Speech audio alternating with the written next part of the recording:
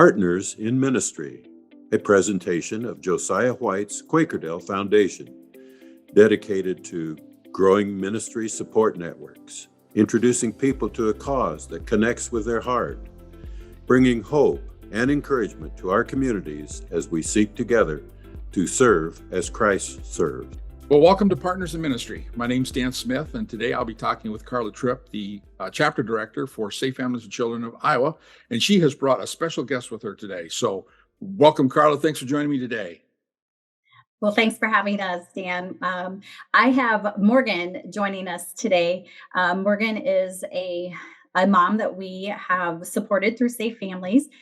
We met her about 2.5 years ago, and right after she had her beautiful baby girl. And we've been able to stay in contact, and we get to hear some of her great successes and what's going on in her life. So let you guys have some discussion and see where it Oh, leads. great.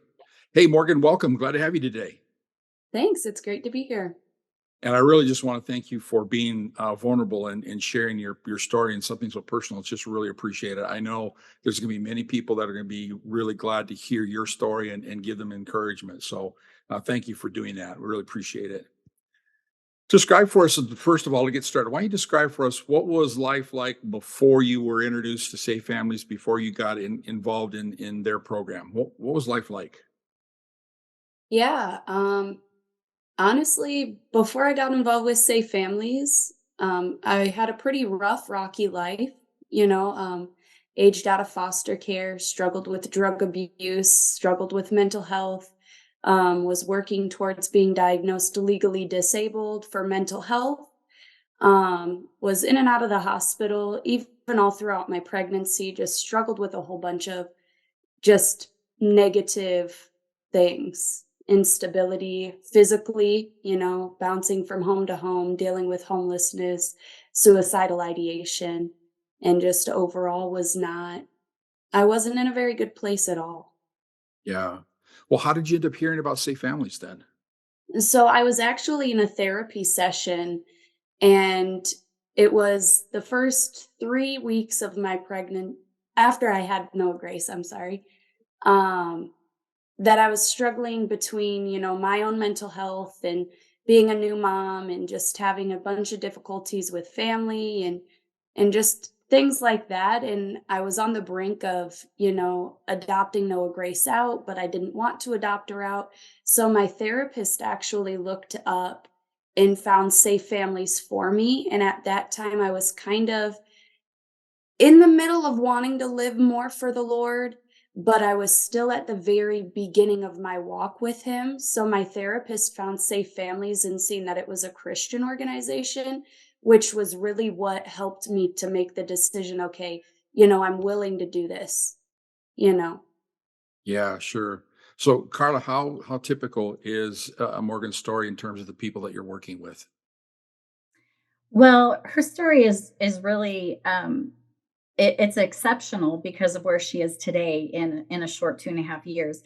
However, we have oftentimes have parents that come to us and are curious about their faith. Maybe they were raised with a grandmother who was an influence on their life in a positive way, and in a sense, they maybe attended church as a child, so they have these memories that are positive, and think of it as maybe that's the direction I should go. So as a Christian organization, we're able to utilize that as a tool in bringing back some of the positive things in their life from their childhood, or at a time when church was something that they would think about, or the faith in general. And so that being said, we see it. We see parents that are curious. It does take sometimes a little bit more of a journey, though. Morgan kind of walked into this definitely interested and willing, whereas sometimes it's a very new concept for the moms that we're working with. So it's not always the norm, but we do encourage and try and help walk with them in their faith journey. Sure. So, Morgan, life is kind of tough. You're faced with the possibility of not being able to keep your daughter, and you are then introduced to Safe Families. Tell us a little bit about your experience then with Safe Families from that point on to where you are now. How does it work? What does it look like?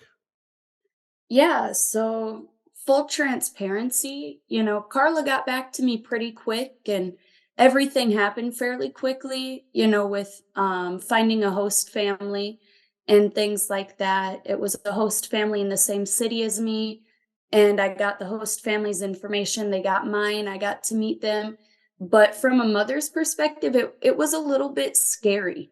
It was a little bit scary, giving my child over to people that I hear are good people, but I don't really know that great. But through that, I was able to express all of my concerns, all of my worries. I was able to be in contact every 2 seconds with my host family if I wanted to. I was able to say, hey, can I please get some pictures just to see that she's doing okay? And the host family really worked with me and where I was mentally and emotionally. They helped give me, security and showing me, that she was okay if I felt the need. They were very welcoming, not only to my daughter, but also to me. The woman who worked with me at first, her name was Lindsay. It's okay, I share her name, right? Yeah, that's Her fine. name was Lindsay. So Lindsay and I, got in contact and she started talking to me, where I'm at, what I'm going through, what are my goals. So she was there for me just as much as she was there for my daughter to help my daughter have a safe place to stay. Wow. So it actually sounds to me, Morgan, like basically the culture that's being developed through safe families is not removing the child and taking care of them independent for you. And you go figure out how you're going to do life again. And if you connect, great. If you don't, no big deal. There's basically the separation that's going on. Instead, it sounds like what they've done is create a team culture where they're really kind of working to minister to you, your daughter, everybody all in the same place at the same time. Is that right? That's correct. Yeah, they do very good at that. That's really their goal. And I know that some people like me can get kind of worried and scared because I was in DHS, foster care. There's people who go through and struggle with mental health or they struggle with financial, struggles and they go through homelessness or they just have times where they feel like they just can't do it anymore. And really, a lot of times you're faced with get your act together right now or lose your children. And with safe families, it's like, I had that fear, at first, Yeah. but really it's completely different from that. It's very interactive and, it's really I know there's a part of safe families where it's like a family friend, but everybody that I've interacted with is my family friend. Mm. They've just become a part of family, and there's some people that I've interacted with that, I can still call, I can still contact, but we're not in contact all that much. But, they're still friends, and they're still here and the door's still open to have that connection. Yeah. So they really became a support network for you. Yeah. Did you have anybody else that could help you along the way? Or for the most part, was what happened through Safe Families really kind of the building of a very encouraging and productive network for you? Yes. I'd say, aside from one or two other people who were kind of in and out, Safe Families was really all that I had at that time. My family was dealing with their struggles, I was going through mine, so I didn't really have anybody but Safe Families. Sure. Yeah. So how would you describe your outlook on life now compared to what it was before because of being a part of Safe Families? How do you view family? How do you view yourself? Um, I definitely I view myself a lot better, you know. Safe Families has helped me realize that people do care, that there is hope, there is help, and honestly, when I was seeing the worst in myself, and I realized this and I found this out, maybe a couple months ago when I was talking to Lindsay, who was my initial host family for my daughter. This whole time that I was struggling with who I was and what I was going through, you know, s- Carla and Lindsay and all of the people in Safe Families, they were praying for me. They were rooting for me. They were, pleading on my behalf in a way that I couldn't for myself at that time.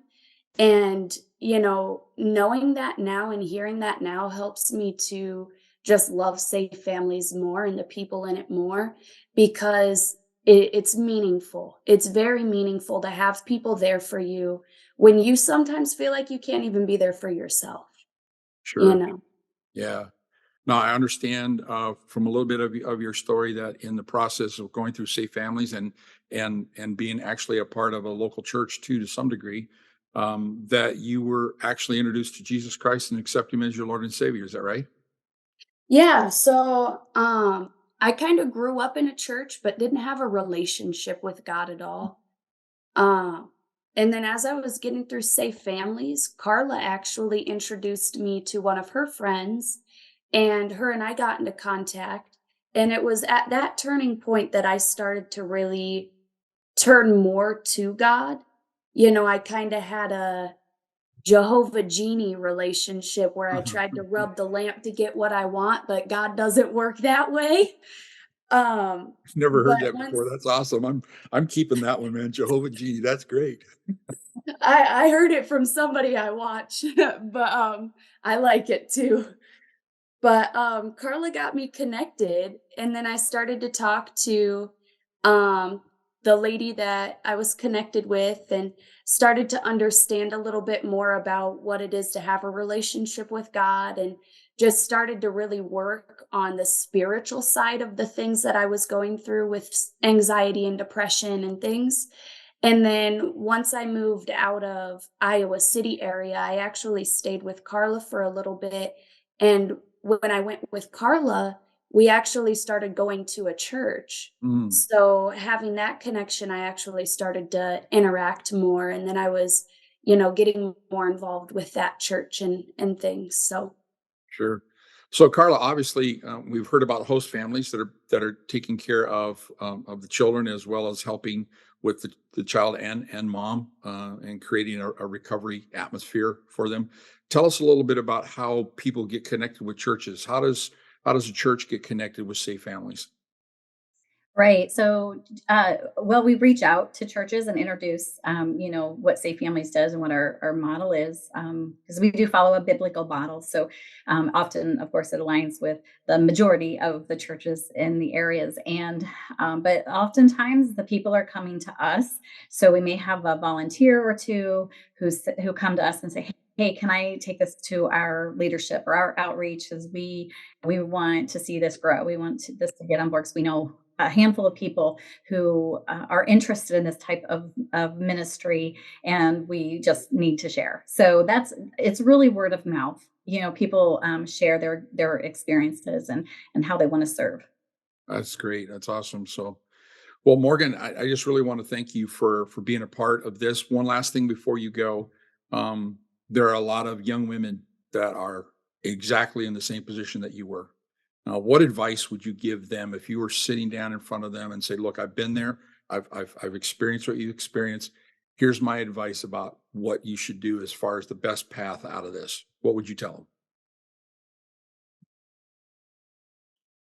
I'd say don't be afraid to be vulnerable them? and don't be afraid to be real with yourself because what I've realized is a lot of issues arise when we don't face what we're going through head on, when we acknowledge what we're going through and we try to hide it from those who can help, Mm, and when we refuse to accept and figure out a way out.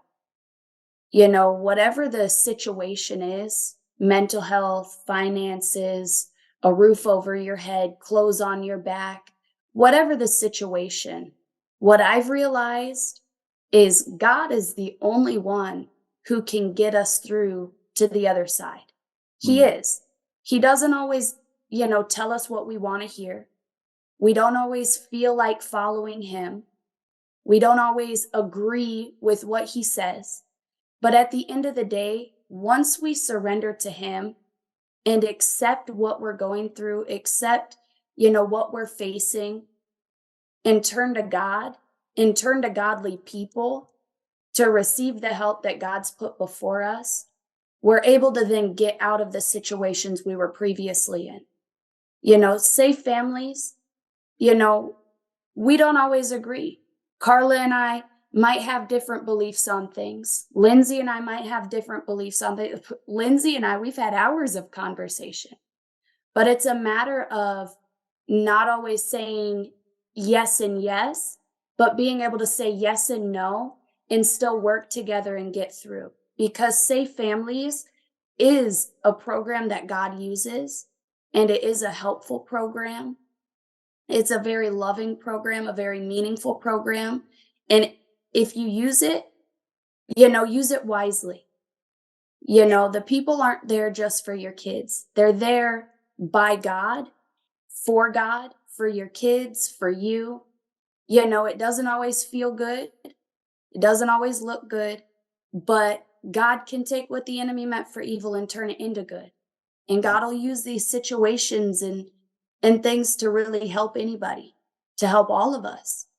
And my best advice is just that, look at what you're going through and turn to the Lord and use who the Lord has placed before you to help you without shame, without guilt, without embarrassment, and really, take advantage of what's really here. Sure. That is great. That is great advice. Hey, Morgan and Carla, thank you so much for joining me today. I really appreciate it. Yeah, thanks for having us. Yeah. If you like, absolutely. if you've got any questions or if you'd like to learn more about Safe Families for Children, you can see their contact information that's right here on the screen. You can also find it in the show notes for this episode on our website or in the description of this YouTube video. So again, Carla, Morgan, thanks for joining me, and thank you for joining me as well.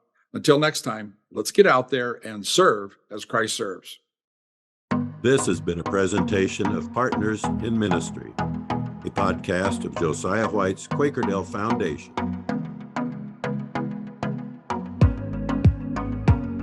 To learn more and see the show notes for this and other episodes, visit our website. To stay informed of up and coming broadcasts, subscribe to our e-newsletter. To invest in our mission, donate today.